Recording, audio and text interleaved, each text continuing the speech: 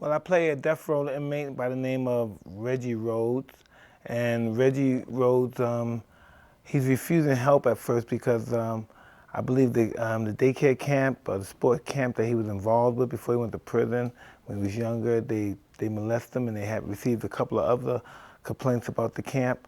And they just can't file it down to this one thing, but they need Reggie's testimony to send these people where they really belong, in jail.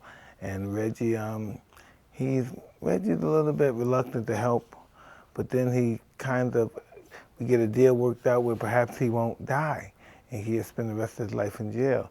And that sounds pretty interesting to Reggie, since he's going to die in 9 days. He's scheduled to be executed in 9 days. So Reggie's going to try to go for this deal, but he's going to have to also reveal some dark secrets that's going to probably, in society's eyes, in the streets' term, take away his masculinity from him. So it's going to be very challenging dynamics for Reggie in this particular episode, and I'm just so grateful and happy to be playing this particular individual.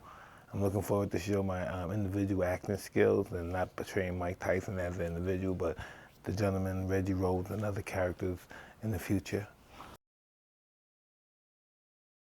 Reggie's the guy that's been abused, been violated. He was violated by a friend, so to speak, a mentor. So he felt his mother respected the guy, his whole family respected him, so he really had no way out. You know, it was a pretty common situation where everybody respects this individual, and you don't want to be the guy that spills beans and say he's a bad guy, and then everybody looks at you in a way like, hey, you brought this good man down. And so he doesn't know how to deal with it, so he holds it in, and it comes out in other ways.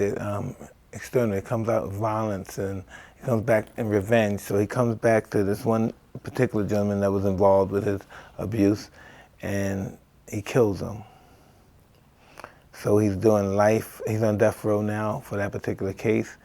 And when Detective Benson comes in and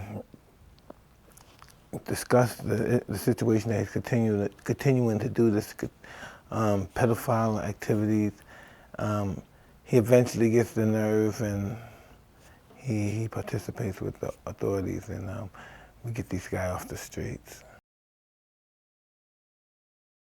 We all will be rooting for Reggie because he's the story. He's the kind of guy that we root for in these stories.